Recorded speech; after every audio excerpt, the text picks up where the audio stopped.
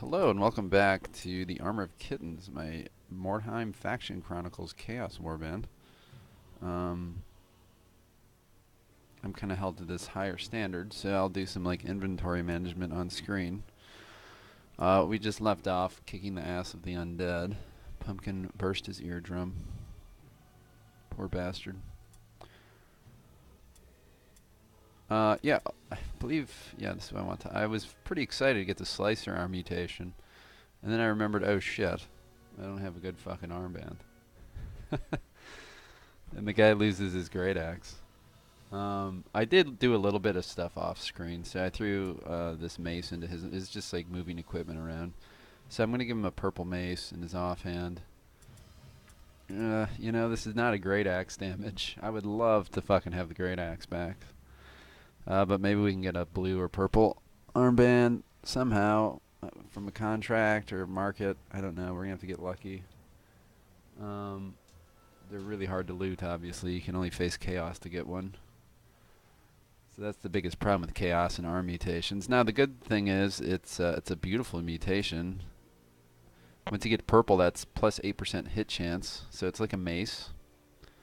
So with another purple mace, that's plus 16% hit chance. And on debuff, this is 9% with the purple, minus 9% melee resistance. Like this guy will just shred melee resist builds for other opponents, then to come and finish the job, like Dark Souls that don't have very good weapon skill. What is it? Swift?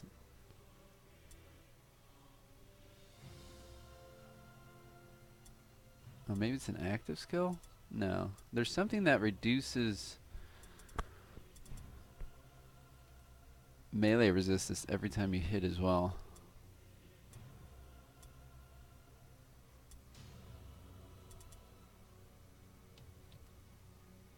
How can I think about it? You have Kidney Strike, which is an active skill too. That takes 30 melee resistance. Which you can kind of think about with this guy. Maybe. It depends how he finishes his build. I'd probably be happier taking Staggering Blow though, but I haven't been upping this guy's alertness at all. So we'll have to decide if we want Knowledge of Mordheim or Staggering Blow, but we'll talk about that later. What the fuck is it?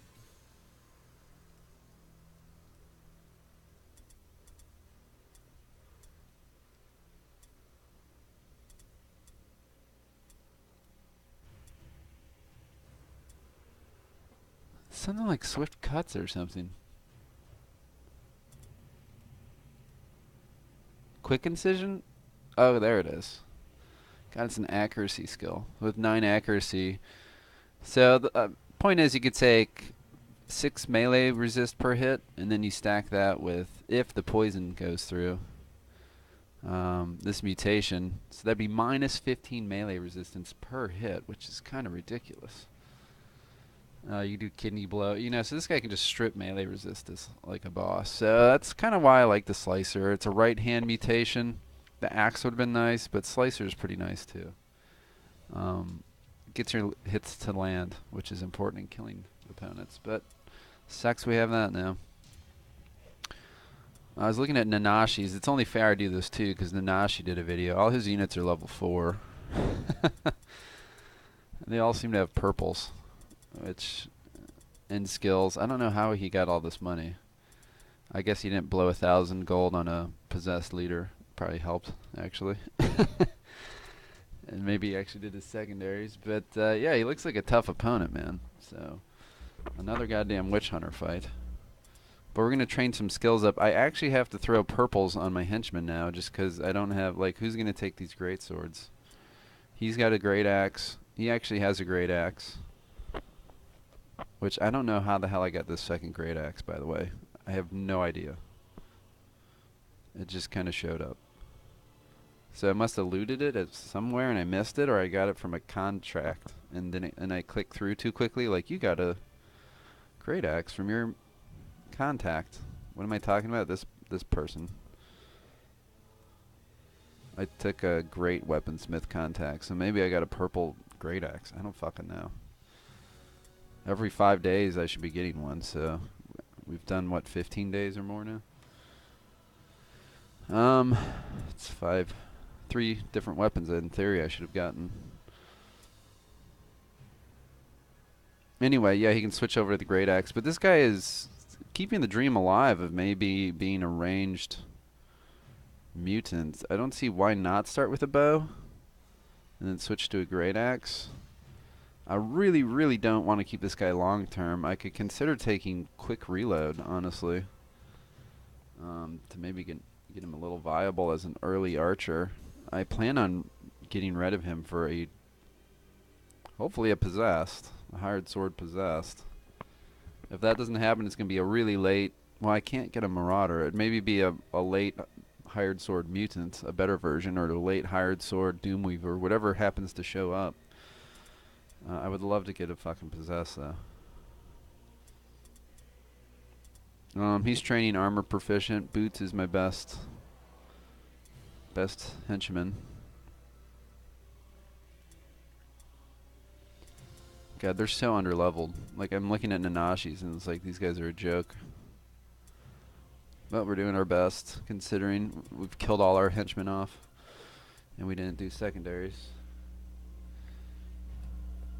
That's probably enough rambling. Jingles is not even close to ready yet.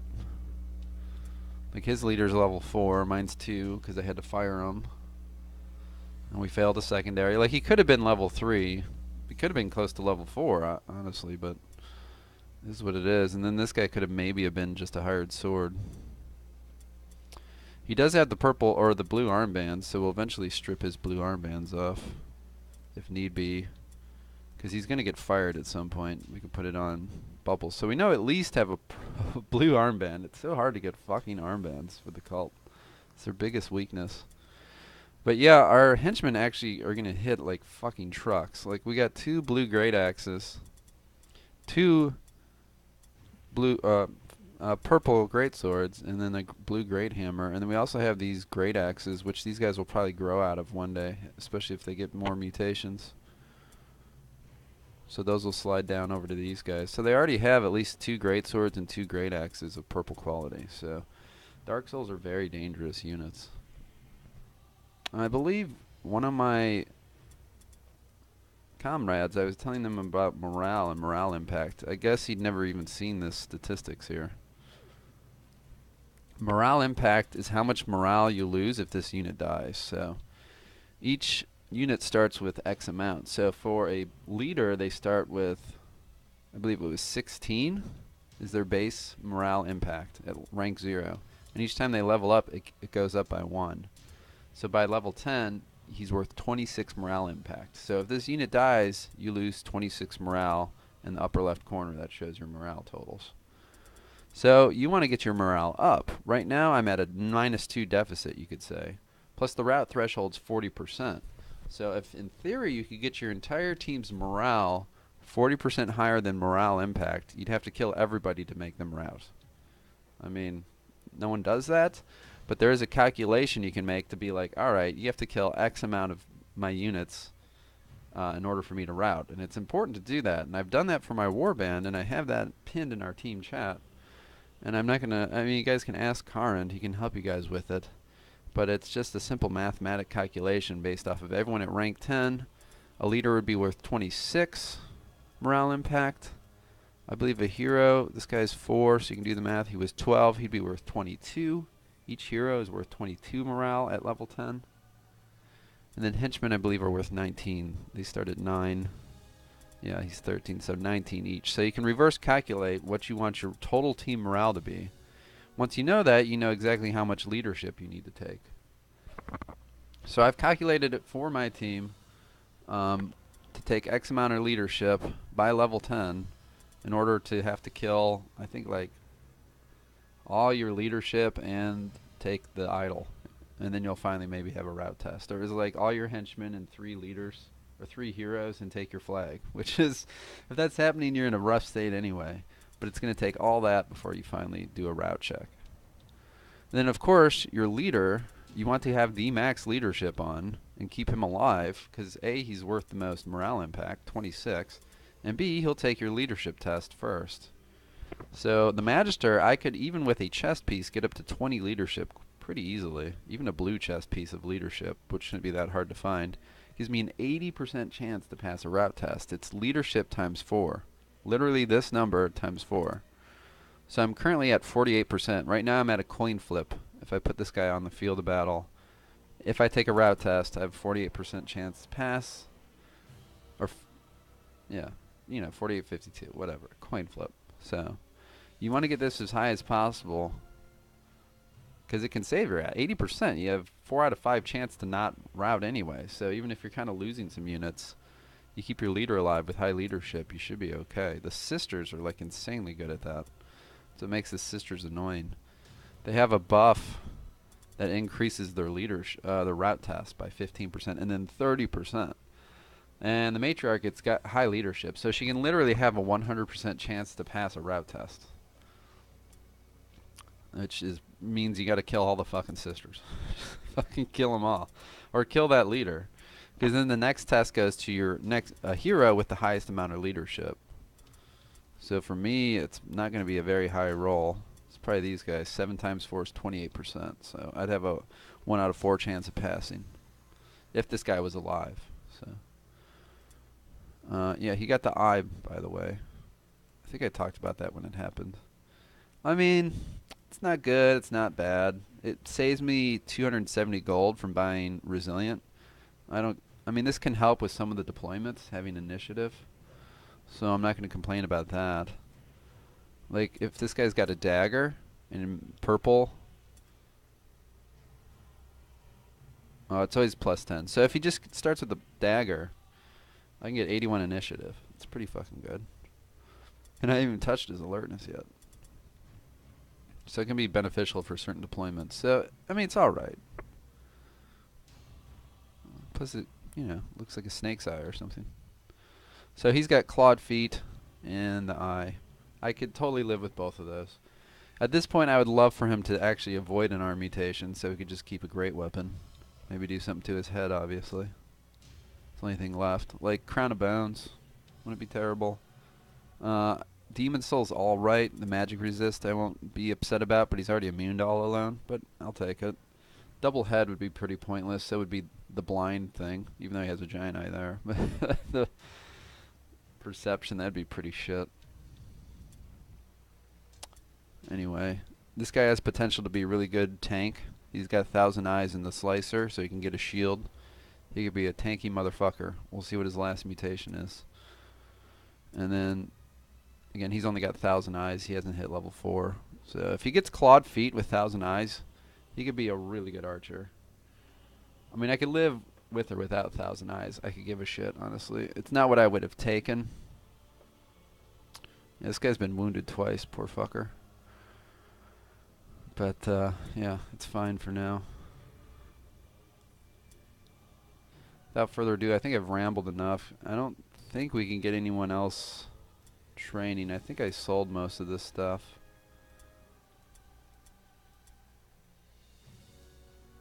I mean, there's no reason. We keep one to swap out equipment with. Short bow. We have a blue bow. We'll keep that for now. Probably get rid of, I think we're full up on daggers. We'll keep one just in case someone needs it. I think our whole team has daggers offhand.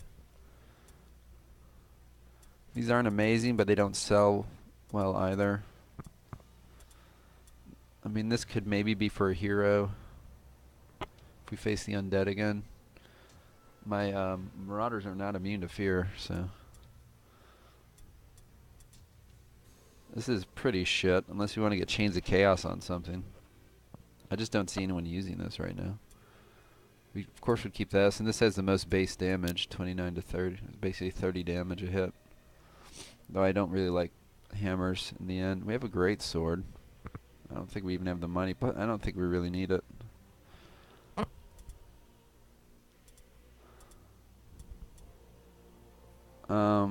We do have Dewdrop. I don't know if I'll ever level this guy up anymore. But I would like to take a ranged henchman. I'll probably get one via hired sword versus... I was going to level like him and mix some in and out and be able to switch back and forth, but it's probably going to be better just to do a hired sword at this point instead of gimping two low-level henchmen by switching them back and forth. So that was kind of a mistake too and wasted XP. Same with this guy, wasted XP taking him out. I should have just waited till Pumpkin was recovered and brought him. So Toodles is probably going to be a waste of 4 XP on that guy. Ugh, I've been very inefficient. Whatever, I'm 4 for 4 on secondaries. We got a Scribes, we got a Hired Swords. Come on, guys, let's get a Possessed up in here. No, but I would love to have this guy. 1800, though. We're not allowed to hire Doomweavers yet, so I can't take him. This guy's wasting. Wow, he's got really good mutations.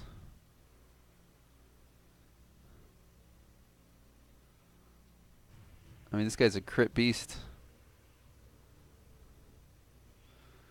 He would be lovely. I mean, we can't hire him anyway. I think you only get him round 4. Plus he's 15. Man, this guy would have been lovely to take, though.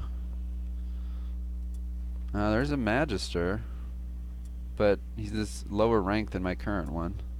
We can now hire Magisters. So it doesn't look like any Possessed. See, henchmen are very affordable. 530 gold. But we can't unlock them until next round, I think. So maybe this guy will still be here. I'd love to have this be a rank 7 Brethren or something. For like, they're about 800 gold. They're not that expensive. I mean, it's expensive, but not that expensive. I think we have a market shipment coming and a rotation. So we need to take the market money, or the... Well, you can tell I didn't get much sleep.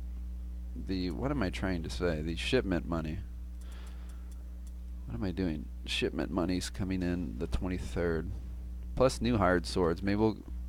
There's a chance to keep rolling for a possessed, but these guys tend to sit there for a while if you don't hire them. Hire and fire. Alright, one more day. We got a shitty heavy armor. And I think one more day. There it is. And hired swords. Is there a possessed? Wow, there's a rank 7. This guy, he's fucked up though.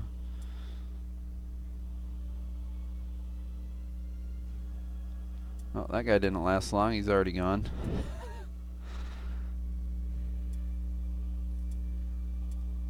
But again, this one's still sitting there. He won't be there probably when it matters. We were hoping to get some possessed. Not that we really even have the money anyway. Alright, well, we got some cash to burn. I've been really finally wanting to take this. We have 4 red pills. We have a fucking purple weapon. We have heavy armor. He's got good defense. So he's going to take the attracting lure. It's only 90 gold. These two only have 3 red pills. 0% armor, 5% armor. These guys at least have purple, blue, blue heavy armor. So these are my 3 best henchmen. These guys just kind of exist.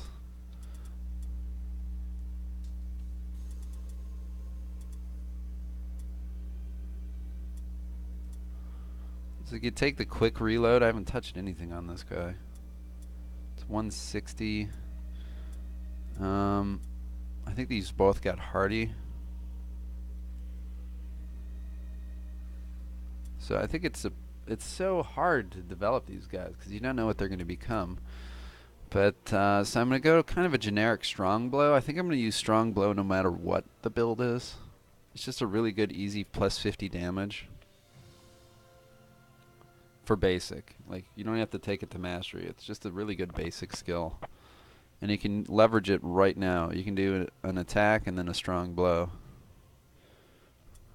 And then once you get 7 red pills, you can just go strong blow, strong blow. It's literally what this guy took. So he could charge and then strong blow, or just strong blow, strong blow. Like, what else are you going to do with these pills? You can take like a specialty attack, like... I don't know, the kidney strike I could have taken. Can't really, but those are ones archers usually take. So strong blow just seemed like an easy choice. We had to take Born Leader, obviously. And then we just took hardy and resilient to get his crit resistance. These were all free, of course, when I hired the guy, so that's what we went with. So he hits pretty hard. He doesn't have any fucking armor bypass, though. This guy's not going to do shit against Nanashi's Templars. But he can kind of go after Flagellants. But do you want your guy going after Flagellants? No, that's like a losing proposition. I think Nanashi's going to win. I just don't see how I beat him after looking at his warband, unless I get a favorable deployment.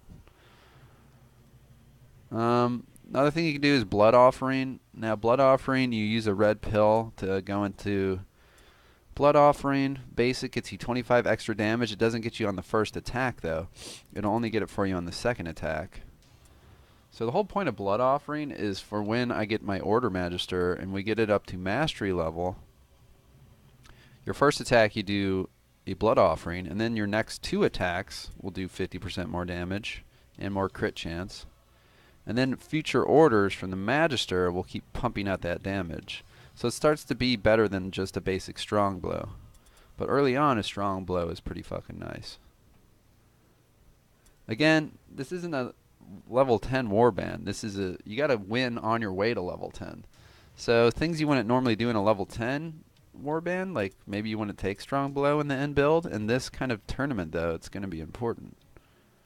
So I could take Resilient. Oh, this guy got the eye, so actually he's pretty good to go. But I could take Resilient on the other unit. That will always pay dividends. But again, well, let's see. This guy does have a chest mutation, so we'll know he'll never get the eye. So this guy, it might not be a terrible decision since he's kind of going the tank route for now to take Resilient. That'll always pay dividends for him. And it's so fucking expensive. So I think we'll do that.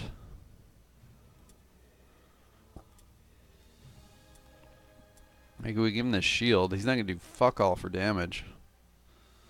But he could be a pretty good tank. He's not doing that yet, though. This guy really took a step back with the arm mutation temporarily, but hopefully long term will be a better unit for it. And then it looks like a Strong Blow. 71 gold. I believe there's a market rotation.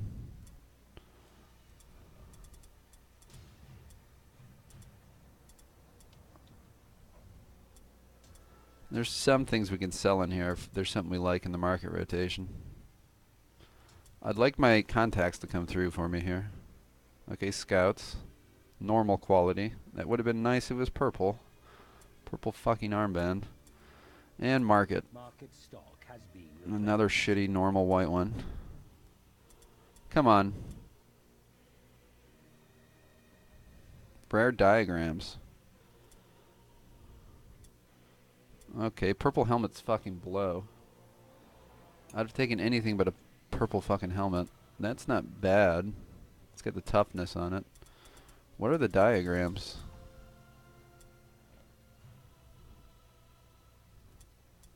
I don't see the fucking diagram. There they are. Venom isn't terrible.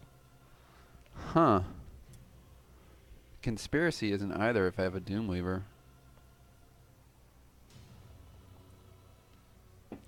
One day if I take it. There's actually some good shit in here. There's pendants. Like this is lovely actually too. I'm going to eventually switch to a shuriken. In fact, he could do the shuriken 3 times or this twice. Boy, we need to sell some shit. I really don't think I'll ever use that. We can get rid of this fuzzy hammer.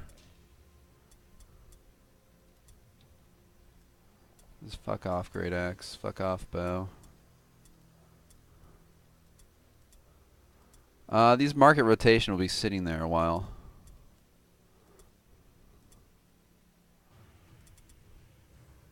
Because I'm probably going to wait now and do a PvP in between.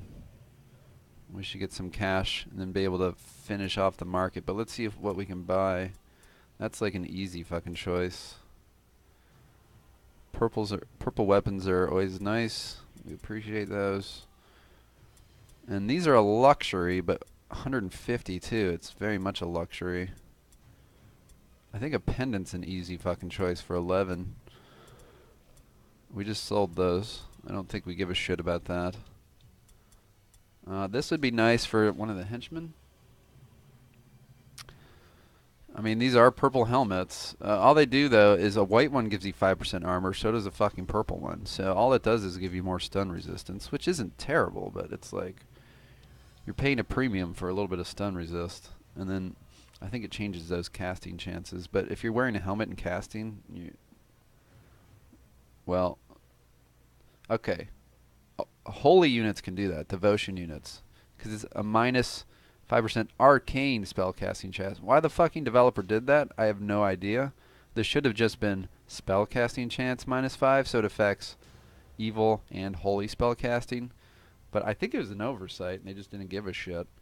But it should just be spellcasting chance minus 5. So actually, sisters, wolf priests, they can fucking wear a helmet, no problem.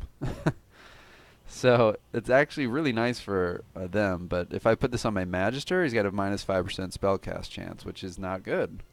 I'll probably have to put it on a Doomweaver just so he doesn't stun himself. So this would be nice for a Doomweaver. So, and it'll be nice against headshots, but I'd actually rather take amulets by end build probably on these guys. All that rambling said, it'll give us a nice round 40 gold. We'll probably buy one, and we're probably going to buy that. That's really a premium. You're paying for the enchantment on it. But +2 toughness is one of the most ideal enchantments, especially on heavy armor. It helps them tank more. And venom is nice, but you got to buy it, and then you have to apply it to weapons. And how long am I going to be using blue weapons? I mean, it's cute. You can buy them so you have greater odds of getting more purples, too. The more blues you have, the more you'll start getting purples, of course. I mean, these are two decent ones to have for a Chaos Warband. Venom is nice. So you take the formula of Venom, you put it on this guy's armband, and then you put it on this guy's arm. So you have better chance of stacking on this melee resistance debuff. So that's the theory there. It'd also be nice for this fellow. I'm probably going to maybe make him a poison build. We'll see. I haven't decided yet. But I was thinking about taking maybe the poisons. Warp poison or numbing poison. So getting these to actually land with that debuff would be nice. So we'll see.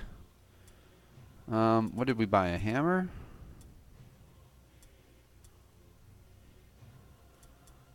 Okay, we're doing 46, 57. Our range is 20. Our range is 25.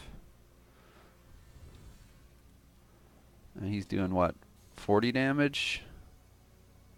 40 damage times 3 is 120. 50 damage times 2 is 100. So it's a pretty easy choice. He's looking pretty juicy now. I have the ballistic skill rune, it looks like. So we can get him doing some good stuff here. Who got the pendant? That's right. He's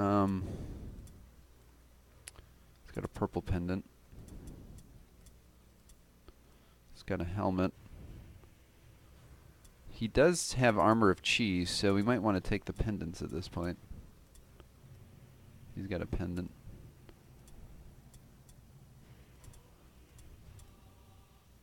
And he can actually take the helmet instead. He shouldn't be getting into melee combat, in theory. And these guys don't give a shit about all alones or any of that. See, they got the white helmets giving just as much benefit, basically, as a fucking purple.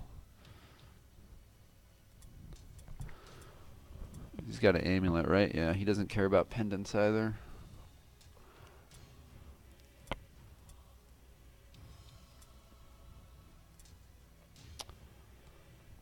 Yeah, we'll look into it.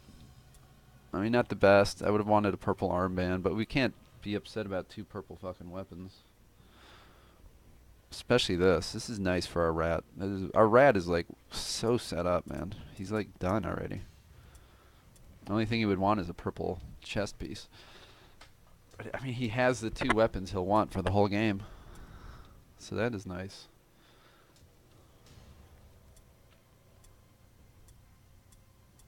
But armbands, they're going to be our greatest weakness. There comes a point now where I can look at this guy switching maybe to a hammer. Since he doesn't have attracting lure, this might be the way to go. I mean, it might be the way to go. So he does what? 42 damage times 2 is 80. Versus a great sword charge attack, which could probably do about 80. And then switch to a dagger to change the initiative order. I still think these guys are best with two-handers, especially this guy's going to get attracting lure next PvP or PvE. And then this guy can walk up, attack with his greatsword. So you have this guy engage an enemy, attack, do a charge ideally, and just land a massive hit. Then this guy walks up, slices with his sword, and then does the attracting lure. So then he gets to attack again with a giant fucking greatsword, and he gets to attack with a greatsword.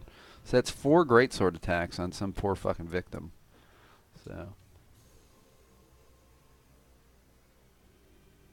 So you guys, I was talking, now that you guys are actually here, I was talking about, you were asking about morale impact, which I talked a bit about. You were like, what is that? It's literally right here. I don't know if that was you or who it was. But when this guy dies, I lose 22 morale. And this is how much morale he's bringing to the table. With that pinned message that I had. So you can calculate what you're going to lose each time one of these units die. He's going to lose 22. What is that right there? He's going to lose 20. 8. Now that must be morale. Morale. What is that? A picture of a scale? Okay, 15. There it is. 16. So if these units die, that's how much you lose morale on the battlefield. And then you want to get this to that threshold that we were talking about. So I can calculate my entire warband's morale. See, the Dark Souls are a lot of dead weight right now. A lot of people don't pump leadership on them ever because they're like, well, you know, they don't need it. But that's PvE. In PvP, it's actually going to be very important. I got the 6 with this guy for lure. I'm going to pump the rest into leadership. And then try to get knowledge of Mordheim back. See, this guy, if he dies, he loses 12 morale. He's only giving 6 to the whole fucking warband. This guy's a big net negative on the team.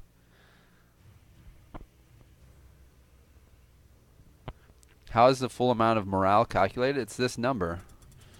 So this guy's bringing 6. We could do the math right now. 8 plus 8 is 16. 22. 30. 38. 40, 50. 64. This guy's dead weight too. 74. 78, 88. So I have 108 morale. It's my total morale. That's the number up here that you see. So once we get below 40% of that, you can then calculate what is that. I mean, I'd have to get the calculator. 108 times 0.4. Should be around 40 something. It's way too early to do math calculations. 108 times 0.4. So 43.2 is my route threshold, is 43. I don't know, I think it rounds to the closest number. So once we go below 43, we'll route. So then you can go back and do the math. Well, what's that mean? Well, if this guy dies, you know, you lose 22 morale. This guy dies, you lose 16, so that's 38, you know. So what is it, 108, 43? We have 55 morale we can lose. That's not a lot of morale. It's like 4 units dead. 4 to 5, especially if they're heroes. So throwing away these henchmen, even though you kind of want to throw them away, if they all die, I might actually have a route test, which is crazy, right? Now the route test I was talking about as well, it's leadership times 4. So this guy has a 40% route test. So 40% chance to pass. And I've been saying you need this to get to as high as possible because at 18 it's a 72% route test. You can easily put on a chest piece of leadership too to get it to 20. Something that does +2 leadership, so you have an 80% route test. You know, that's really, really, really good. So there's morale impact. This is how much they lose if they die. This is how much they're currently bringing. This guy's going to be a very important unit. That's why I keep talking about knowledge of Mordheim, exhaustion. Pull this guy to the back lines. Don't leave him. I mean, Paranoia's being very brave, making a frontline stunning Magister. It's a good way to get it killed. But he seems to want to do... well, I'll say no more since people are probably watching. But I don't know. Soft, squishy mages should stay in the back. That's what Eshin Sorcerers should be doing. Yeah, I don't know. This guy dies. There goes your leadership route checks. And there goes a lot of morale. There goes a lot of ordering and potential damage. This guy, it's like, oh, he's just this weak little fucking mage. Yeah, but these guys are not, and he tells them to act. Guys, go hit him hard.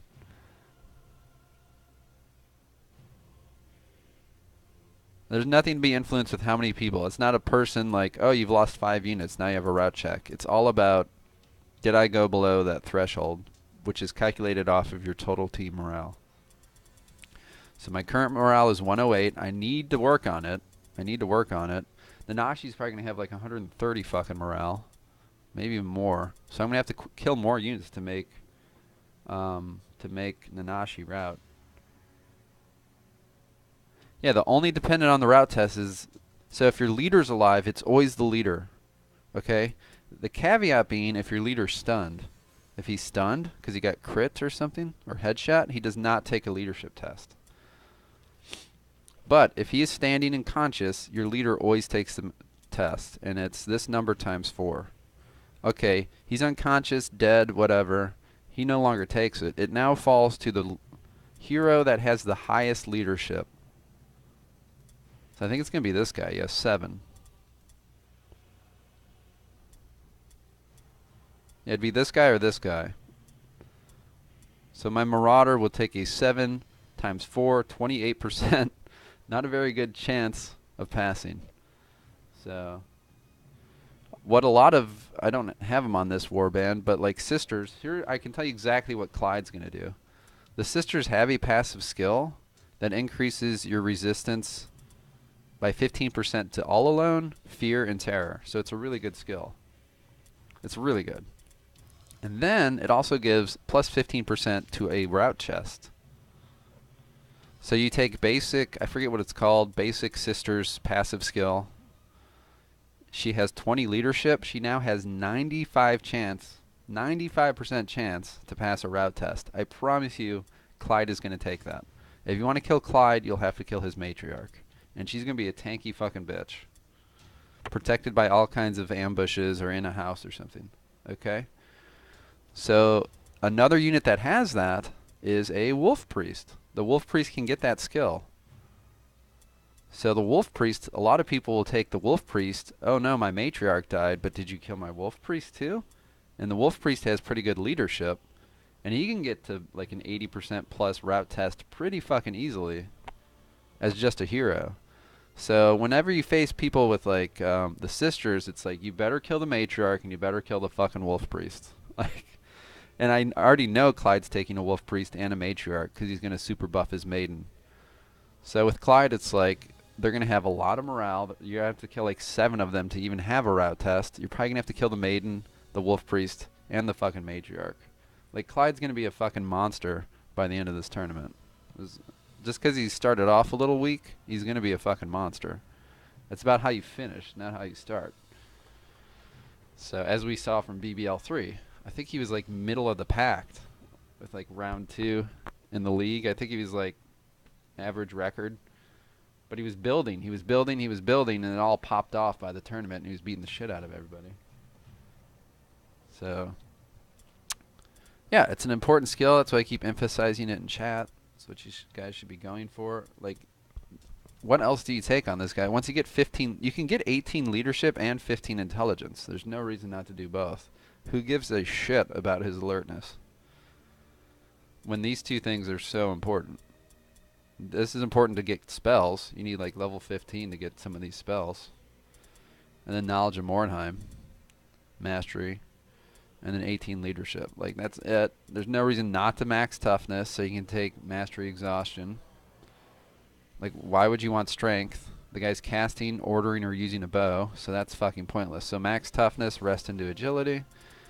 And then that's why I'm maxing ballistic skill, but this can be 12 and this can be 11. I mean, what's the big difference? You take weapon skill in case you lure somebody, you know, like maybe someone attacks your magister's standing there. Your best friend, Mr. Darksoul, who's supposed to be protecting you, walks up next to your magister. He uses a lure. The magister hits him with a staff. You hit him with an axe. And then you ambush the fucking doors so your magister doesn't get hit again, because you got to protect him with everything. So anyway, that's why I would say take weapon skill and ballistic skill. Ballistic skill, if you go Mind Eaten, I think it's called, you get the curse where you can't cast for 5 turns, and there's one where you can't cast for like 2 or 3 turns. So that's awful. It may as well be fucking dead, right? But you may as well then switch to your bow. That's, again, though, why leadership skills are so important. Okay, I can't cast weapons of destruction. I can still fucking order everyone all day. Order, order, order. You know? Then your red pills are still being used for something. I mean, who gives a shit about accuracy or strength? Agility is pretty pointless. So this guy's leadership, intelligence, toughness, and then take just the to hit chance stuff. These guys are easy too. They can get 15 and 15. Again, no one's going to take leadership. Typically, it's like, oh, they're immune to. He came with confusion. Not my fault. He's unwavering, so I don't need any leadership. I'll just put everything into alertness. And then your morale is fucking trash. And you can't figure out why you're routing after 3 units die. 4 units are dead. I have this amazing strong warband, but they rout the second 4 henchmen die.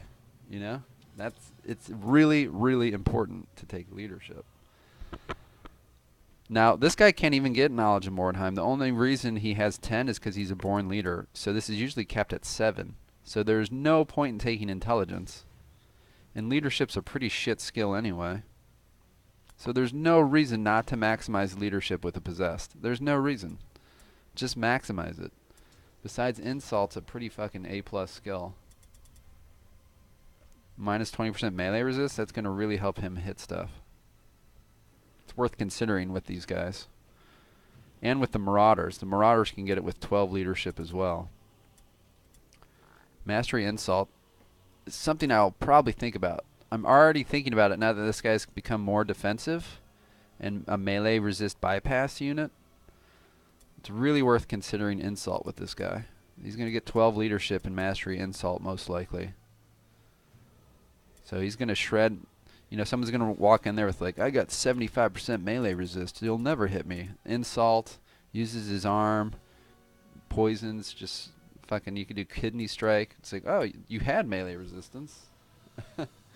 Or you just use attracting lure. That's even better. You just walk up, oh man, I have a 20% hit chance. Attracting lure. Fail, runs off, you fucking hit the shit out of him. So that's where attracting lure is so strong. It's like, oh no, he's got mastery sidestep with 125% dodge chance. Oh, attracting lure. Guaranteed fucking hit. In attracting lure, in case you didn't know, because we've been talking about it, how strong it fucking is. Target must take a leadership test. Failing will force it to flee all engagements, providing free attacks. What's a leadership test? It's leadership times, I think, 3. A route test is times 4. Leadership is times 3, I believe. So this guy would have a 12% chance to pass it. Which is, okay, you walk up to a unit. This guy has shit weapon skill. He maybe has an 80% chance to even hit fucking anything. He has a better chance to hit something by just doing attracting lure, if you know what I mean. So they have an 88% chance to fail, and then your hit chance against someone that's fleeing is always like 95%. I don't know the exact math on fleeing hit chances. Nobody does. Even Karnd, like no one knows how that fucking works, but it's usually a really high hit chance. So that's where attracting lure comes into play. So someone's made this amazing Doomweaver. So here's, we've been talking about a lot about melee resist Doomweavers. He gets 9 leadership max. It's always his biggest fucking downfall. So 9 times 3 is 36. So what is that, 64? 2 out of 3% chance. 2 out of 3 rolls, he'll fucking fail his lure and just run away. Now that's why you want to make sure you put him where he can't be lured. It's all about knowing positioning and how to lure somebody and how to prevent lures. A lot of people don't know how to do that though.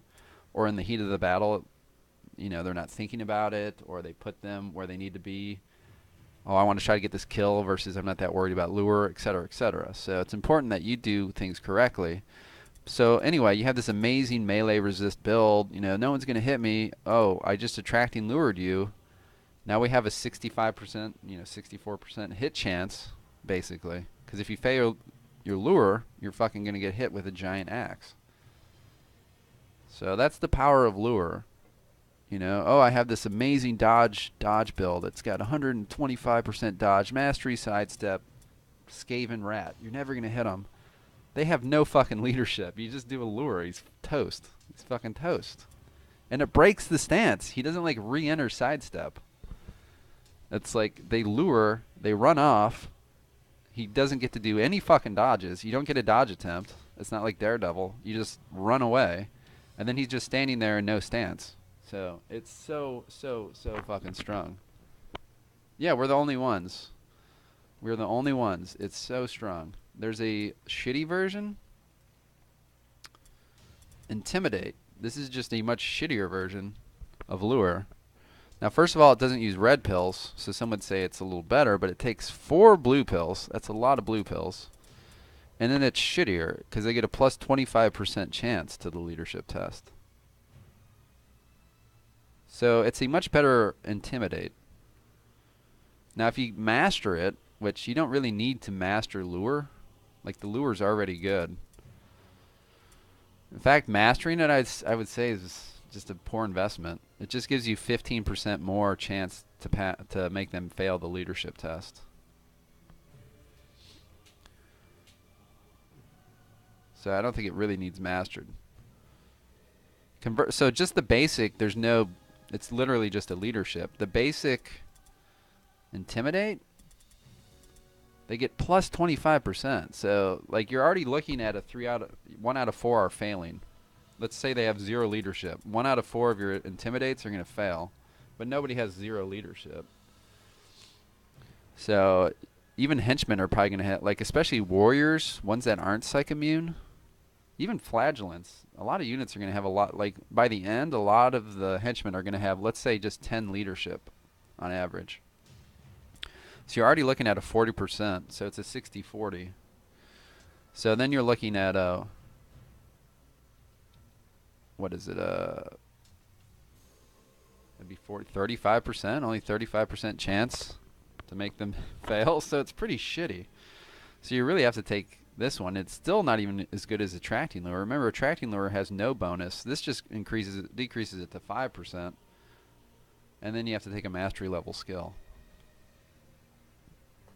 It's funny. I was talking with Karin, theory crafting some witch hunter builds, and I was like, no one ever takes this on a Templar.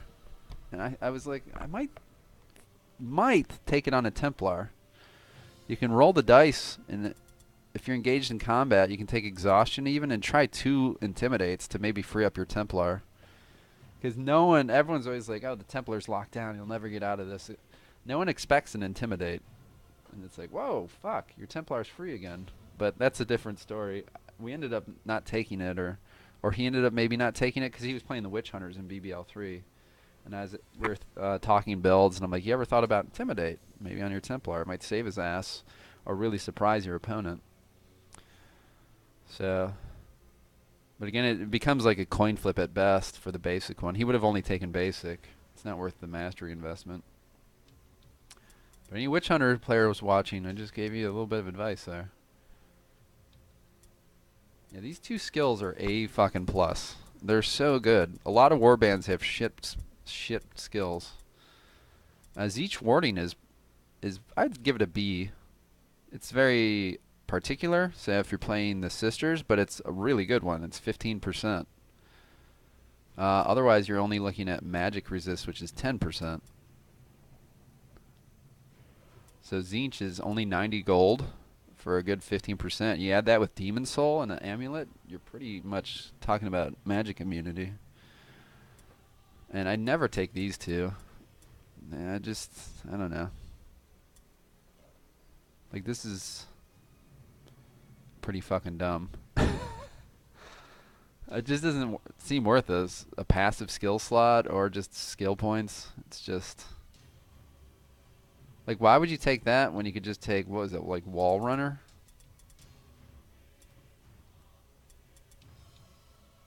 It's literally a free. It's no strategy points. And you can just climb, climb, climb until you get up there. Like, this is pretty fucking shit. And this is just very particular. It's for a one-handed build. Maybe you'll get it back. It's just too many moving parts. But anyway, this went on way longer than I thought it would. I think we're ready for Nanashi. Maybe we'll play today. Hopefully we can. I think he'll kick my ass. I just have to kill too many units that have a lot of fucking HP and armor. And he has really good purple weapons. I just don't have the sustainability against him. But if we get a favorable deployment, of course, he'll give us a much better chance. With my luck, I probably won't get a favorable deployment. But it's really a shame because Peaches has become a lot weaker temporarily. He's a glass cannon without the cannon. He's now a glass pea shooter. And this guy, everyone's starting to catch up to him already. He's rank 6, but all these rank 4 guys are starting to get 200 HP too. And they have purple weapons. He's still stuck with these fucking blues. So, he was to get me through round 1 into round 2. Mr. Jingles will probably start to take over round 5, level 5. So by the end of round 2, I think Mr. Jingles will take over. But the henchmen are coming along very nicely. I think our Dark Souls are the best henchmen from rank 0 on. I've argued this in the forums over and over. It's like everyone always looks at the end build henchmen. It's like, okay, well, there's rank 0 to rank fucking 10 you have to consider. And Dark Souls are very strong leveling up because of what we've just talked about. They can use, at 4 red pills, they can still get 2 fucking greatsword attacks off. Because you attack and then you use a lure. You don't get your 5th red pill until like rank 7, 8 or something. So from 4 to 8, this guy's fucking hitting twice with great weapons. Like, holy shit. What other henchman does that? And they already start with 6 strength. It's really easy to get armor proficient. You can get resilient, knowledge of Mordheim quickly in PvE. Not even talking about PvP, but they just develop really nicely. They're immune to psychology. Meanwhile, the fucking warp guards are pissing their pants in every fucking battle. They're just so strong. Like, this is the backbone of our army. And they're going to carry us a lot. So, that's enough rambling for now. We will see you guys later. I might start Darkest Dungeon here tonight, guys. Today. It's like 9:30 in the fucking morning. Or hopefully play Nanashi. I don't know Nanashi's schedule, but we're all set and ready for him. So we'll see you later today.